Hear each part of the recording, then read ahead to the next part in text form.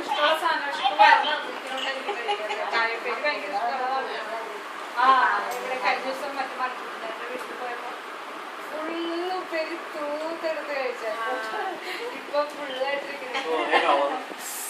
എത്ര മസാല ദോശ തിന്നോ?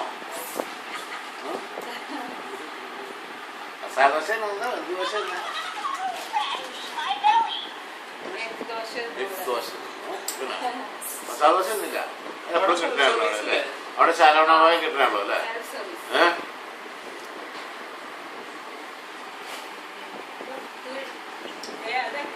അതാണ് പത്തേലേ